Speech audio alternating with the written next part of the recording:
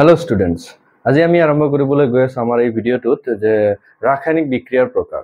এতিয়া ৰাসায়নিক বিক্ৰিয়া এটা সাধাৰণতে কি নহয়, মৌলবিলাকৰ কোনো ধৰণৰ ক্ষয়ক্ষতি নহয়, মানে বিক্ৰিয়ক হিচাপে যিকেইটা মৌল থাকে বিক্ৰিয়াজাত পদাৰ্থটোত সেইকেইটা মৌলই থাকে।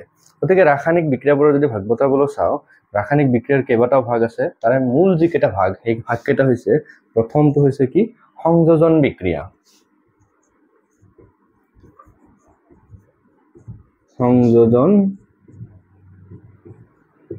বিক্রিয়া অর্থাৎ কম্বিনেশন রিঅ্যাকশন।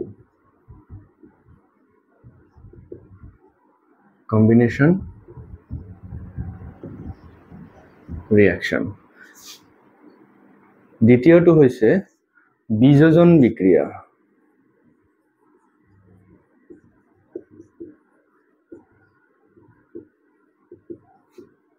অর্থাৎ ডিকম্পোজিশন রিঅ্যাকশন। Decomposition reaction. 3 নম্বৰটো হৈছে অপহৰণ বিক্ৰিয়া।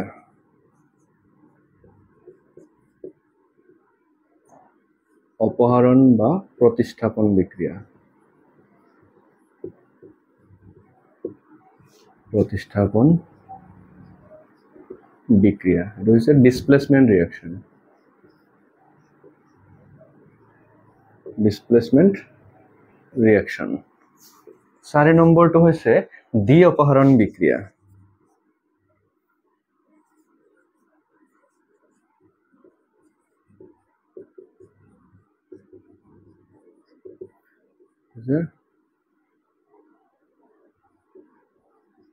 Double displacement.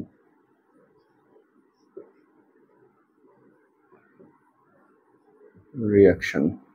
আৰু 5 নম্বৰটো হৈছে জাৰণ বিজাৰণ বিক্ৰিয়া।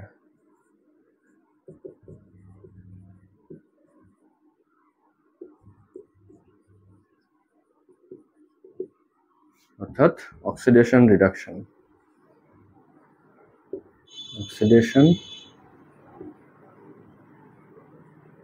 ৰিডাকশন ৰিঅ্যাকশন। গতিকে এই 5 প্ৰকাৰ হৈছে বিক্ৰিয়া। তাৰে ভিতৰত আমি প্ৰথম আলোচনা কৰো সংযোজন বিক্ৰিয়াৰ বিষয়ে। যে তাৰে যেটো আছে এই 5 প্ৰকাৰৰ বিক্ৰিয়াৰ ভিতৰত সংযোজন বিক্ৰিয়া, বিযোজন বিক্ৰিয়া, অপহৰণ বিক্ৰিয়া বা প্ৰতিস্থাপন বিক্ৰিয়া, দ্বি অপহৰণ বিক্ৰিয়া আৰু জাৰণ বিজাৰণ অৰ্থাৎ ৰেডক্স ৰিঅ্যাকশন যেটো, এইকেইটাৰ বিষয়ে। তাৰে প্ৰথম যেটো আলোচনা কৰো যে সংযোজন বিক্ৰিয়া বা কম্বিনেশন ৰিঅ্যাকশনটো কি। সাধাৰণতে কম্বিনেশন ৰিঅ্যাকশনটো হৈছে এনেকুৱা এটা বিক্ৰিয়া য'ত কি হয়, কেইবাটাও পদাৰ্থ লগ লাগি, অৰ্থাৎ কেইবাটাও যৌগ লগ হৈ বিক্ৰিয়া সংঘটিত কৰি এটা মাত্ৰ কি কৰে, বিক্ৰিয়াজাত পদাৰ্থ উৎপন্ন কৰা যেটো বিক্ৰিয়া, সেইবোৰক কি বুলি কোৱা হয়, সংযোজন বিক্ৰিয়া বুলি কোৱা হয়। এটা উদাহৰণ হিচাপে যদি লওঁ, যেনেকুৱা ধৰক ক্যালসিয়াম অক্সাইড। ক্যালসিয়াম অক্সাইডে কি কৰে, ক্যালসিয়াম অক্সাইড। ক্যালসিয়াম অক্সাইডে পানীৰ লগত বিক্ৰিয়া কৰি ক্যালসিয়াম হাইড্ৰক্সাইড উৎপন্ন কৰা যেটো বিক্ৰিয়া। ক্যালসিয়াম অক্সাইডে পানীৰ লগত বিক্ৰিয়া কৰি ক্যালসিয়াম হাইড্ৰক্সাইড উৎপন্ন কৰে। ইয়াত ক্যালসিয়াম অক্সাইডটো কেনেকুৱা অৱস্থাত থাকে, সলিড অৱস্থাত থাকে এছ, পানীটো লিকুইড, আৰু এইটো হৈছে ক্যালসিয়াম হাইড্ৰক্সাইডটো হৈছে আসলে একুয়াস। ইয়াত কি হ'ব, ক্যালসিয়াম হাইড্ৰক্সাইডৰ দ্ৰৱ প্ৰস্তুত কৰে। এই যেটো বিক্ৰিয়া ক্যালসিয়াম অক্সাইড আৰু পানী, এই দুটাৰ মাজত বিক্রিয়া হৈ কি উৎপন্ন হয়, ক্যালসিয়াম হাইড্রক্সাইড উৎপন্ন হয়। এইটো এটা হৈছে কি, সংযোজন বিক্রিয়া। ইয়াত ক্যালসিয়াম অক্সাইড আৰু পানী দুইটা লগ লাগি ক্যালসিয়াম হাইড্ৰক্সাইড উৎপন্ন হৈছে, অৰ্থাৎ ইয়াতে দুটা যৌগ লগ হৈছে, সংযোগ হৈছে, সেই কাৰণে এই বিক্ৰিয়াটো কোৱা হয় সংযোজন বিক্ৰিয়া। এই ক্ষেত্ৰত দেখা যায় যে এই ক্যালসিয়াম হাইড্ৰক্সাইড যেটো উৎপন্ন হল, ক্যালসিয়াম হাইড্ৰক্সাইডৰ দ্ৰৱ, এই ক্যালসিয়াম হাইড্ৰক্সাইডৰ দ্ৰৱ বেলেগ একো নহয়, চূণ পানী বুলি কোৱা হয়। আৰু ক্যালসিয়াম অক্সাইডটো হৈছে আসলে পোৰা চূণ। গতিকে এই পোৰা চূণে যেতিয়া কি কৰে, পানীৰ লগত বিক্ৰিয়া কৰে, কি উৎপন্ন হয়, ক্যালসিয়াম হাইড্ৰক্সাইড উৎপন্ন হয়। আৰু এই ক্যালসিয়াম হাইড্ৰক্সাইডটো আমি পানৰ লগত যে খাওঁ, এইটো বেলেগ একো নহয়, ক্যালসিয়াম হাইড্ৰক্সাইড।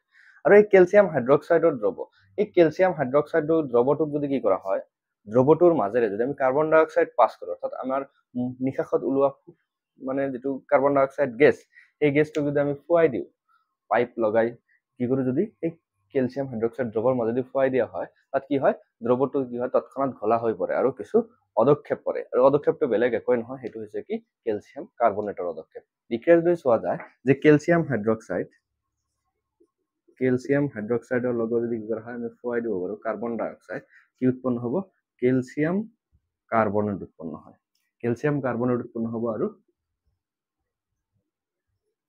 পানী সেপাৰেট হ'ব গতিকে এইটো হৈছে কি এটা সংযোজন বিক্ৰিয়া গতিকে ক্যালসিয়াম অক্সাইডে পানীৰ লগত বিক্ৰিয়া কৰি ক্যালসিয়াম হাইড্ৰক্সাইড উৎপন্ন কৰা বিক্ৰিয়াটো হৈছে এটা সংযোজন বিক্ৰিয়া ইয়াৰ বাহিৰেও আৰু কেইটামান সংযোজন বিক্ৰিয়াৰ আমি উদাহৰণ ল'ব পাৰো যেনেকৈ কাৰ্বনক যদি দহন কৰা হয় অৰ্থাৎ কয়লা যদি দহন কৰা হয় কয়লাটো বেলেগ একো নহয় কাৰ্বনৰ এটা অৱৰোহ কাৰ্বন সলিড অৱস্থাত থাকিব ইয়াক যদি দহন কৰা হয় দহন কৰা মানে কি অক্সিজেনৰ লগত বিক্ৰিয়া কৰিব দিয়া অক্সিজেনৰ লগত বিক্ৰিয়া কৰি ই কি উৎপন্ন কৰে কাৰ্বন ডাই অক্সাইড উৎপন্ন কৰে কি উৎপন্ন কৰে কাৰ্বন ডাই অক্সাইড গেছ উৎপন্ন কৰিব মানে গতিকে এই কয়লাৰ দহনত কাৰ্বন ডাই অক্সাইড উৎপন্ন হোৱা অৰ্থাৎ এই ক্ষেত্ৰত কি হয় কাৰ্বনে অক্সিজেনৰ লগত বিক্ৰিয়া কৰি কাৰ্বন ডাই অক্সাইড গেছ উৎপন্ন কৰে এই বিক্ৰিয়াটো হৈছে এটা সংযোজন বিক্ৰিয়া ইয়াত কাৰ্বন আৰু অক্সিজেন লগ হৈ কাৰ্বন ডাই অক্সাইড গঠন কৰিছে বা কাৰ্বন ডাই অক্সাইড গেছ উৎপন্ন কৰিছে এটো হৈছে কি এটা সংযোজন বিক্ৰিয়া বিক্ৰিয়াটো যদি চোৱা যায় আমি গোটেই গিটাৰ ক্ষেত্ৰত দুইটা বিক্ৰিয়াৰ ক্ষেত্ৰত কি লিখিছো সন্তুলিত সমীকৰণ লিখিছো নেক্সট ইয়াৰ উপৰিও আৰু যদি কিছুমান এক্সাম্পল লও যেনেকুৱা যদি কি কৰা হাইড্ৰোজেন গেছক দহন কৰা হয় হাইড্ৰোজেন গেছক যদি দহন কৰো ইন প্ৰেজেন্স অফ অক্সিজেন গেছৰ লগত যদি দহন কৰা হয় তেতিয়াহলে কি উৎপন্ন হ'ব জলীয় বাষ্প উৎপন্ন হ'ব কি উৎপন্ন হ'ব জলীয় বাষ্প উৎপন্ন হ'ব কিন্তু জলীয় বাষ্পটো লাহে লাহে চেঁচা কৰিলে ঠাণ্ডা কৰিলে ই কি হ'ব লাহেকে লিকুইডত পৰিণত হ'ব অৰ্থাৎ পানীত পৰিণত হ'ব বস্তুটো যদি চেঁচা কৰা যায় এতিয়া এই বিক্ৰিয়া যদি চোৱা যায় ইয়াতে কি হোৱা নাই ব্যালেন্স হৈ থকা নাই অক্সিজেন দুটা আছে ইয়াতে অক্সিজেন এটা আছে ইয়াতে অক্সিজেন দুটা বনাব লাগিব দুটা বনোৱাৰ লগে লগে এফালে হাইড্ৰোজেন কেইটা হৈ গ'ল চাৰিটা হৈ গ'ল এফালে দুটা আছে গতিকে ইয়াতে হাইড্ৰোজেন দুই কৰিব লাগিব তেতিয়াহলে কি হ'ব আমাৰ সন্তুলিত সমীকৰণটো পোৱা যাব অৰ্থাৎ হাইড্ৰোজেন গেছৰ দহন কৰিলেও কি হয় পানী উৎপন্ন হোৱা বিক্ৰিয়াটো এটা কি সংযোজন বিক্ৰিয়া ইয়াৰ উপৰিও আৰু কেইবাটাও কি আছে বিক্ৰিয়া আছে যিবোৰ কি হয় সংযোজন বিক্ৰিয়াৰ ভিতৰত পৰে বহুতো এক্সাম্পল আছে তাৰে ভিতৰত আমি যে উশাহ নিশাহ লওঁ উশাহ নিশাহৰ ফলত যে শ্বসন যেটো হয় আমাৰ উশাহ নিশাহৰ যেটো নাকৰ ভিতৰত বা হাওফাওৰ লগত যেটো হয় এটো নহয় আমাৰ কোষৰ ভিতৰত যেটো শ্বসন হয় শ্বসনৰ ফলত গ্লুকোজৰ পৰা ভাঙি গ্লুকোজ অণুটো ভাঙি যে কি হয় শক্তি উৎপন্ন হোৱা বিক্ৰিয়াটো কি এটা সংযোজন বিক্ৰিয়াৰ ভিতৰত পৰে এই বিক্ৰিয়াটো যদি চাও তেতিয়া কি হয় গ্লুকোজ অণুৱে অক্সিজেনৰ লগত বিক্ৰিয়া কৰে গ্লুকোজ অণুটোৱে কি কৰে অক্সিজেনৰ লগত বিক্ৰিয়া কৰে যেনেকৈ গ্লুকোজ অণুৰ সংকেত হৈছে C6H12O6 এটা হৈছে কি আমাৰ গ্লুকোজ অণুটো এই গ্লুকোজ অণুটোৱে কি কৰে অক্সিজেনৰ লগত বিক্ৰিয়া কৰে কিহৰ লগত বিক্ৰিয়া কৰিব অক্সিজেনৰ লগত বিক্ৰিয়া কৰে অক্সিজেনৰ লগত বিক্ৰিয়া কৰাটো এই বিক্ৰিয়া হওঁতে কি হয় ইয়াত পানীৰ উপস্থিতিত বিক্ৰিয়াটো হ'ব লগা হয় কিহৰ উপস্থিতিত পানীৰ উপস্থিতিত বিক্ৰিয়াটো হৈ কি উৎপন্ন কৰে আমি নিহত এৰি দিয়া যেটো কাৰ্বন ডাই অক্সাইড গেছ ইয়াতে কি উৎপন্ন কৰিব কাৰ্বন ডাই অক্সাইড গেছ লগতে কি উৎপন্ন কৰে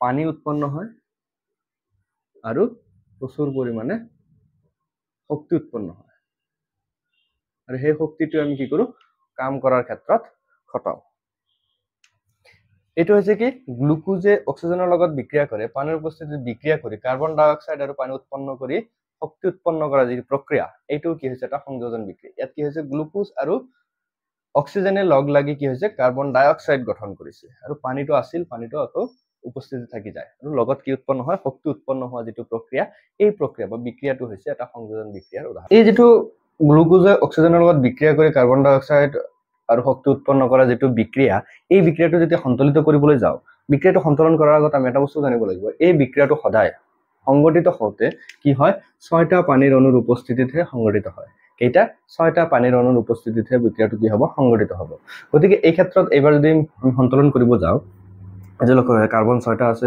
কাৰ্বন এটা আছে অক্সিজেন 6টা আৰু দুটা 8টা আৰু 6টা 8 6 14টা আছে হাইড্ৰোজেন আছে 6 দুগুণ 12 12 আৰু 12 24টা আছে গতিকে আৰু অক্সিজেন এইফালে আছে দুটা এইফালে অক্সিজেন আছে তিনটা এইফালে অক্সিজেন আছে 14টা গতিকে যেটো আটাইতকৈ বেছি কোনটো আছে হাইড্ৰোজেন আছে হাইড্ৰোজেনটো কিমান আছে মানে 12 আৰু ইয়াতে 12 24টা আছে এইফালে আছে দুটা গতিকে ইয়াতে 24 বনাবলৈ হলে ইয়াতে কিমান দিব লাগিব আমি 12 দিব লাগিব 12 দিয়াৰ লগে লগে কি হৈ গল 24 হৈ গল এতিয়া 24 হোৱাৰ লগে লগে আমি অক্সিজেনটো চাব লাগিব অক্সিজেনটো কিমানটা আছে ইয়াতে আছে 6টা, ইয়াতে আছে 6টা, ইয়াতে আছে 2টা, ইয়াতে আছে 6টা, 6 6 12 2 14টা আছে, আৰু এইফালে হৈ গ'ল 12 2 14 হৈ গ'ল, কিন্তু কাৰ্বনৰ বেলেন্সটো নিমিলা হৈ থাকিল। এতিয়া কাৰ্বনটোক মিলাবৰ কাৰণে আমি কি কৰিম, ইয়াতে যেতিয়া 6 দি দিম, 6 দিয়াৰ লগে লগে এতিয়া যদি চোৱা যায় কাৰ্বনটো মিলি আছে, কাৰ্বন 6টা, কাৰ্বন 6টা, হাইড্ৰজেন 12 আৰু 12 24টা, হাইড্ৰজেন 24টা হৈ আছে। এবাৰ যদি অক্সিজেনটো চাওঁ, অক্সিজেনটো কেইটা আছে, 6টা আছে আৰু 6টা, 12টা, 12 আৰু 2 14টা আছে, এইফালে হৈ আছে 12 আৰু 12 24টা হৈ আছে। গতিকে 24টা হ'বলৈ ইয়াত আৰু কেইটাৰ প্ৰয়োজন হৈ আছে, আৰু 10টাৰ প্ৰয়োজন আছে। ইয়াতে যদি 6 দি দিওঁ, 6 দুগুণ 12 আৰু 6 18, 18 আৰু 6 24। গতিকে এইবাৰ কি হৈ গ'ল, আমাৰ বিক্ৰিয়াটো সন্তুলিত হৈ গ'ল। ইয়াৰ যদি অৱস্থাবিলাক লিখিব যাওঁ, তেতিয়াহ'লে কি হ'ম, আমাৰ যিটো গ্লুকোজ, গ্লুকোজটো কি থাকিব, যিহেতু জলীয় অৱস্থাত থাকে, একোৱাছ কণ্ডিশ্যনত আছে। অক্সিজেনটো কি হয়, আমাৰ গেছ, এইটো কি হয়, আমাৰ লিকুইড।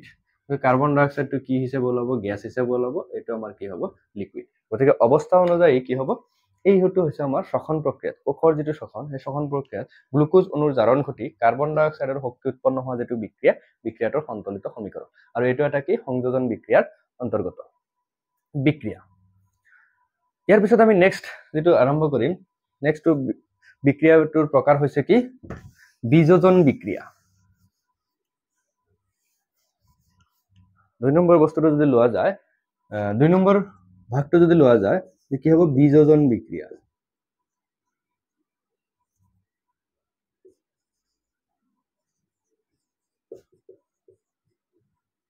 বীজোজন বিক্রিয়া, ডিকম্পোজিশন,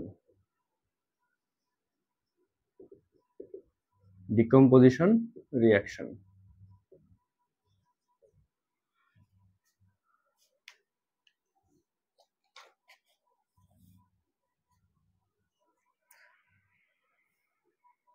নেক্সট বিক্রিয়াটো আছে কি যে বীজোজন বিক্রিয়া বা ডিকম্পোজিশন রিঅ্যাকশন। গতিকে এই প্ৰকাৰৰ বিক্ৰিয়াটো, ডিকম্পোজিশন বিক্ৰিয়াত কি হয়, সাধাৰণতে এটা মাত্ৰ বিক্ৰিয়কক ভাঙি কেইবাটাও বিক্ৰিয়াজাত পদাৰ্থ উৎপন্ন হোৱা যি বিক্ৰিয়া, সেইটোকে কোৱা হয় ডিকম্পোজিশন ৰিঅ্যাকশন।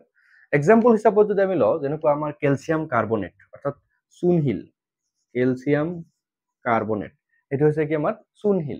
চূণশিলটোক যদি কি কৰা হয়, আমি যদি তাপ দিওঁ, ইয়াক যদি কি দিয়া যায়, তাপ দিয়া যায়, খুব পৰিমাণে তাপ দি ইয়াক তপতালে কি হ'ব, ইয়াৰ পৰা কেলছিয়াম অক্সাইড উৎপন্ন হয়, কেলছিয়াম অক্সাইড উৎপন্ন হ'ব আৰু কাৰ্বন ডাই অক্সাইড গেছ কি হয়, ওলাই যায়। গতিকে ইয়াৰ পৰা চূণশিলক, অৰ্থাৎ চূণশিলক যদি তাপ দিম, এইটো সলিড, এইটো কি হ'ব, গেছ, গেছটো ওলাই যাব। গতিকে এইটো হৈছে কি, চূণশিল।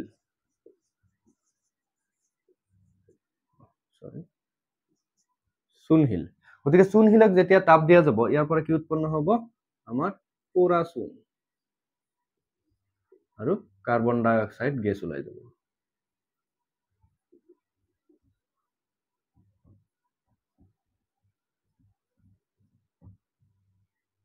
কাৰ্বন ডাই অক্সাইড গেছ ওলাই যাব।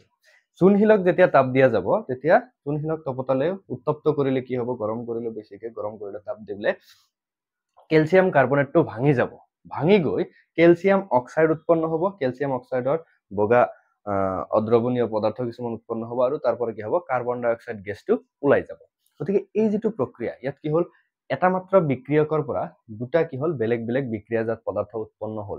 এইটো হৈছে এটা ডিকম্পোজিশন ৰিঅ্যাকশন, অৰ্থাৎ বীজোজন বিক্ৰিয়া, যোজন হোৱা নহয়, বীজোজন, ভাঙি যোৱা যিটো বিক্ৰিয়া। গতিকে এইটো হৈছে কি, এটা বীজোজন বিক্ৰিয়াৰ উদাহৰণ। ইয়াৰ উপৰিও আৰু বেলেগ উদাহৰণ ল'ব পাৰো, যেনেকুৱা ফেৰাছ সালফেট। ফেৰাছ সালফেটক যদি কি কৰা যায়, তাপ দিয়া যায়, যে ফেৰাছ সালফেটক যদি তাপ দিয়া যায়, FeSO4, ফেৰাছ সালফেটক যদি তাপ দিয়া যায়, তাপ দিলে কি উৎপন্ন হ'ব, ইয়াৰ পৰা ফেৰিক অক্সাইড উৎপন্ন হয়। ইয়াৰ যিটো সেউজীয়া ৰং, সেউজীয়া ৰংটো নোহোৱা হৈ কি হ'ব, ferric oxide, Fe2O3, ferric oxide উৎপন্ন হ'ব, আৰু সাইড প্ৰডাক্ট হিচাপে সালফাৰ ডাই অক্সাইড আৰু সালফাৰ ট্ৰাই অক্সাইড গেছ উৎপন্ন হ'ব। সালফাৰ ডাই অক্সাইড আৰু সালফাৰ ট্ৰাই অক্সাইড নামৰ কি হ'ব, গেছ উৎপন্ন হ'ব। এই বিক্ৰিয়াটো এনেকুৱা এটা বিক্ৰিয়া য'ত কি হৈছে, ফেৰাছ সালফেটটো কি হয়, সাধাৰণতে সেউজীয়া ৰঙৰ হৈ থাকে, পাতল সেউজীয়া বৰণৰ। ইয়াক যদি কি কৰা হয়, তাপ দিয়া যায়, ইয়াক কি কৰা হয়, যদি কি কৰা হয়, ফেৰাছ সালফেটক তাপ দিয়া হয়, ইয়াৰ পাতল সেউজীয়া বৰণটো লাহে লাহে নোহোৱা হৈ কি হ'ব, এটা ৰঙচুৱা মুগা বৰণৰ এটা সৃষ্টি কৰিব। মানে অলপমান মটিয়া বৰণ ৰঙচুৱা মটিয়া বৰণৰ কি হ'ব বৰণ এটাৰ সৃষ্টি হ'ব ফেৰিক অক্সাইড উৎপন্ন হ'ব আৰু সালফাৰ ডাইঅক্সাইড আৰু সালফাৰ ট্ৰাইঅক্সাইড নামৰ গেছ কি হ'ব ওলাই গুচি যাব এই বিক্ৰিয়াটো এতিয়া সন্তুলিত কৰিবলৈ হ'লে কি কৰিব লাগিব আমি বস্তুটো যদি চোৱা যায় অক্সিজেন কেইটা আছে এইফালে 3 3 6 2 8টা আছে এইফালে আছে 4টা 4টাক যদি কৰিব যাওঁ তেতিয়াহ'লে ইয়াক দিব লাগে 2 2 দিয়াৰ লগে লগে অক্সিজেনটো মিলি গ'ল লগত সালফাৰৰ দুটা মিলি গৈছে আইৰণৰ দুটা মিলি গৈছে ইয়াতে 2 দিলে ৰিঅ্যাকশনটো কি হৈ গ'ল মিলি গ'ল ইয়াৰ যদি মানে ভৌতিক অৱস্থাবিলাক চাব যাওঁ এইটো হ'ল সলিড এইটো কি হ'ব সলিড উৎপন্ন হ'ব আৰু এই দুটা গেছ উৎপন্ন হ'ব গতিকে এইটো এটা ফেৰাছ সালফেটৰ যেটো বিযোজন ঘটি এটা মাত্ৰ বিক্ৰিয়ক কি হৈছে ভাঙি গৈ আৰু বিযোজন ঘটি ভাঙি গৈ ডিকম্পোজ হৈ কি হৈছে ফেৰিক অক্সাইড উৎপন্ন কৰিছে সালফাৰ ডাইঅক্সাইড আৰু সালফাৰ ট্ৰাইঅক্সাইড উৎপন্ন কৰিছে এইটো এটা কি আমাৰ বিযোজন বিক্ৰিয়া বা ডিকম্পোজিশন বিক্ৰিয়া উদাহৰণ ইয়াৰ বাহিৰেও আৰু বেলেগ বেলেগ উদাহৰণ আছে যেনেকুৱা লেড নাইট্ৰেটক যদি কি কৰা হয় তপতোৱা হয় তাৰ পৰা লেড অক্সাইড আৰু নাইট্ৰজেন ডাইঅক্সাইড গেছ উৎপন্ন হয় এই বিক্ৰিয়াটো কি এটা আমাৰ বিযোজন বিক্ৰিয়াৰ অন্তৰ্গত গতিকে ইয়াৰ পিছত আমি নেক্সট ভিডিঅটোত আমাৰ আৰু যি ভাগ তিনটা আছে যে কি হয় অপহৰণ বিক্ৰিয়া বা ডিসপ্লেসমেন্ট ৰিঅ্যাকশন ডি অপহৰণ বিক্ৰিয়া ডাবল ডিসপ্লেসমেন্ট ৰিঅ্যাকশন আৰু জাৰণ বিজাৰণৰ বিক্ৰিয়াৰ গোটেইখিনি এই তিনটা ভাগ আমি কি কৰিম নেক্সট ভিডিঅটোত আলোচনা কৰিম